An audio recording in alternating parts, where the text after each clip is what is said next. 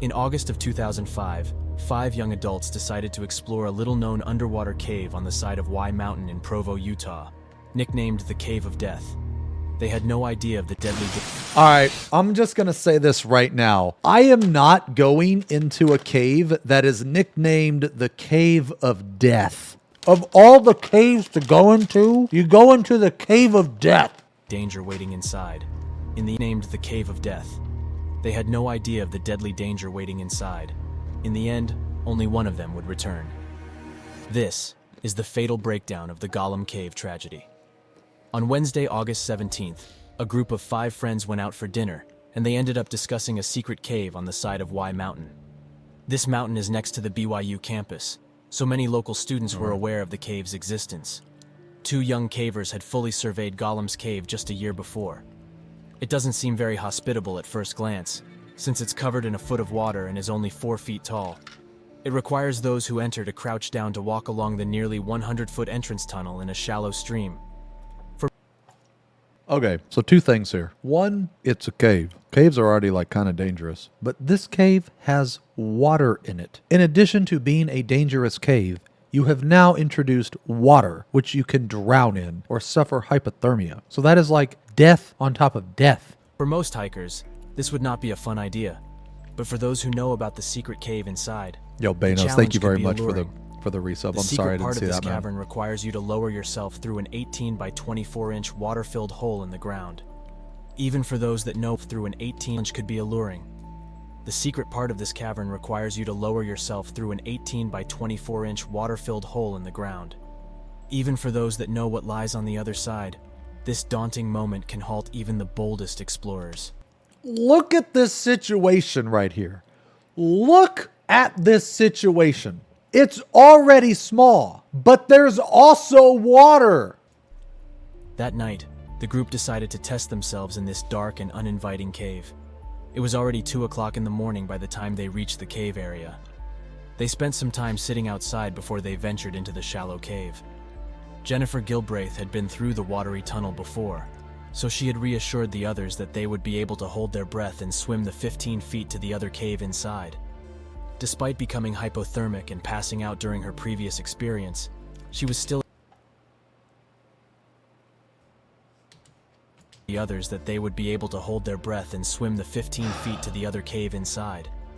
Despite becoming hypothermic and passing out during her previous experience, she was still excited to show her friends this secret place. I don't feel sorry for her at all. Not one bit. She literally could have died. She got a second chance. And what does she do? She goes back. Blake Donner, Scott McDonald, and Ariel Singer all agreed to give it a try. A 5th friend, Joseph Ferguson, decided to wait outside the main cave until they returned. Said, ain't no way I'm going in there. Ain't no way. With only a single flashlight, the 4 made their way to the small opening in the floor of the cave. It was now 4:30 in the morning and pitch black outside. One at a time, they worked up the courage to lower themselves into the narrow passage filled with cold water. Jennifer went first, since she was the only one who had been there before. They watched her head disappear under the water, and a small ripple when she moved through to the other end. The water-filled tunnel was no bigger than a refrigerator door, just 2 feet wide and 4 feet high. One by one, Blake, Scott, and Ariel each dropped in and followed the direction that Jennifer had indicated. There was a rope that was attached to a rock in the main cave. It led through the underwater tunnel and was tied to a piece of wood in the inner cave. With such a small tunnel space, a rope wasn't probably seen as necessary to lead back to the entrance hole. It would seem as if you couldn't miss it. Unfortunately, that is not the case. Brian Lamprey, a previous caver, stated that on his return, he overshot the exit hole and hit a dead end about 4 feet past the hole. In a frantic moment, he realized that a wall of rocks surrounded him. He desperately pushed backwards, grasping at the ceiling until he came to the hole. The extra time that this took made him certain that this would end in death. He was extremely lucky to find the hole just a split second before he gasped in a lungful of water. On this day, all 4 had made the short swim to the small cave just 15 feet away. There was room for them to stand and move around just a little. The cave was basically 6.5 feet tall, with a peak in the center around 9 feet. This left about 3 feet of airspace above the water. Joseph sat waiting for his friends to return. He wasn't exactly sure how long they planned to stay in the cave. No clear plan had been established, so he just waited. After nearly an hour, he walked into the cave and looked at the watery hole, but there was no sign of the flashlight or movement of the group. It was now 5:30, and he wasn't sure what to do. He called a few friends who were familiar with the cave, and then eventually the police at 6:25 a.m. When they swam into the inner cave, they were probably nervous and out of breath with hearts racing with adrenaline. As soon as their faces escaped the water, they would have taken a deep breath of relief. Unfortunately, the air in this small space was likely bad air. In caving, this term refers to any air that is not composed of the normal 21% oxygen and 79% mainly nitrogen, with a few other gases at more negligible percentages. I didn't even think about this. Because this cave was stagnant and the water source was closed, the carbon dioxide buildup would be very likely due to several causes. Little by little, as visitors spent time in the inner chamber, the oxygen would be depleted and carbon dioxide would build up. Carbon dioxide is also known to build up in limestone caves due to erosion and seepage from plant decay. There was also evidence that candles were left burning inside, which would have decreased the available oxygen. Having no airflow, carbon dioxide would have settled to a higher concentration at the water level.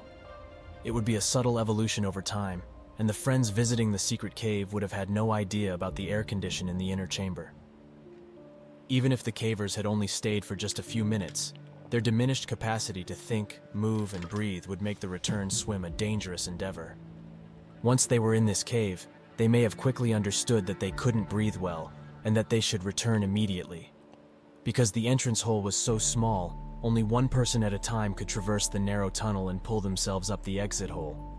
Jennifer exited first, but was unable to find the exit hole before running out of breath. She likely had a diminished capacity for breath holding and critical thinking. If the oxygen level was near 10 to 12% in the cave, she would have only had 60 seconds of breath holding before she would pass out.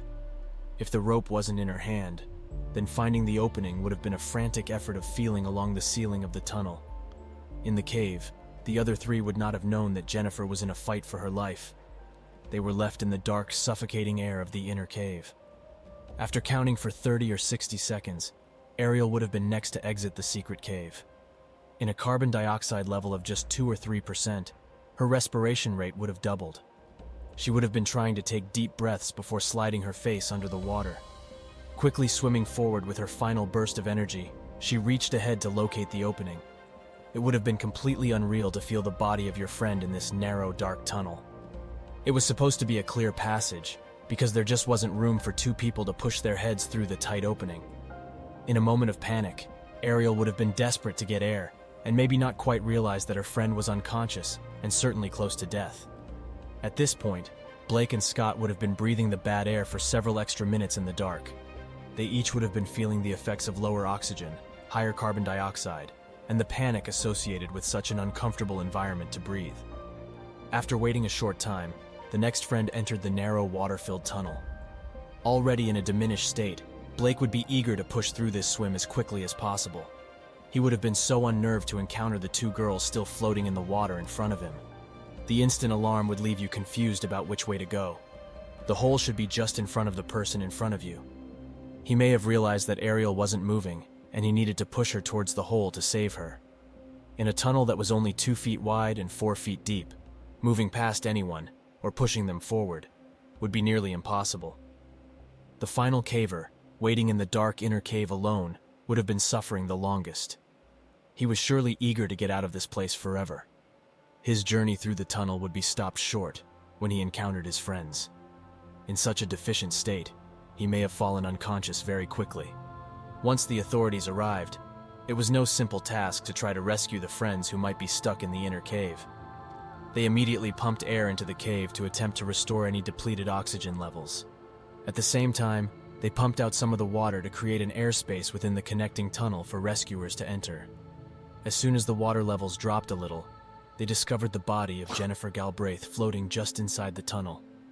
After pumping for another hour, they found the other three friends, Ariel, Blake, and Scott, all together facing towards the exit hole. From the evidence found at the scene, The information provided by Joseph Ferguson, autopsies confirming drowning as the cause of death, and accounts from other explorers who have struggled in the tunnel, we can determine what likely happened. It would be hard to imagine 4 healthy young adults drowning if there weren't some issues with the air. In a span of just 15 feet, 4 friends drowned.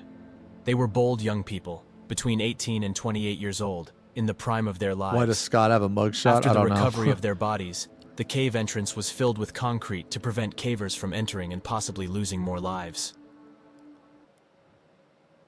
Dude, ain't no way. I have no sympathy for the one that went there, passed out, almost died, and then went back to do it again. That's so dumb. The other 3, like, might not have known any better. She could have lied to him or something, dude. But she already went in. She already experienced it. Dude, that's insane. That's crazy.